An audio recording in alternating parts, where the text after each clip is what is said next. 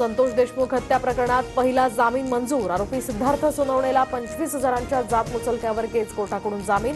सोनवणे विरोधात पुरावे नसल्यानं सीआयडीकडून आरोपपत्र दाखल नाही। महादेव मुंडेंच्या पत्नी ज्ञानेश्वरी मुंडेंचा प्रशासनाला दिलेला अल्टिमेटम आता संपला, तर आजपासून आमरण उपोषणाला बसणार। 16 महिन्यांपूर्वी महादेव मुंडेंची हत्या, मात्र अद्यापही आरोपी फरारच। फडणवीसांची आणि माझी खुर्ची बदलली पण अजितदादा फिक्स आहेत। मुख्यमंत्री पदावर शिंदेंची मिश्किल टिप्पणी, तर आम्हाला खुर्ची फिक्स ठेवता आली नाही, मी काय करू। अजितदादांची सुद्धा शिंदेंना यावेळी कोपरखेळ। ठाण्यातल्या आनंद आश्रमासमोर दोन्ही शिवसेनेमध्ये तुफान राडा। ठाकरेंच्या शिवसेनेच्या नेत्यांनी आनंद दिघेंना अभिवादन केल्यानंतर शिंदेंच्या नेत्यांकडून स्मारकाला दुग्धाभिषेक। ठाकरेंच्या शिवसेनेकडून ठाण्यातनं महाराष्ट्र दौऱ्याचा प्रारंभ।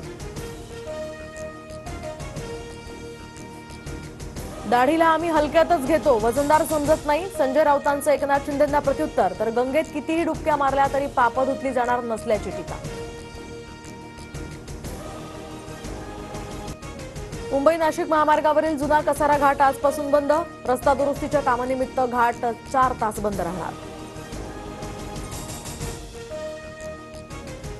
पुण्यात घरांच्या विक्रीला घरघर, गेल्या वर्षीच्या तुलनेत व्यवहारांमध्ये 8% घट, तर 25 लाख ते 1 कोटी रुपये किमतींपर्यंतच्या घरांच्या विक्रीत घट झाल्याची माहिती।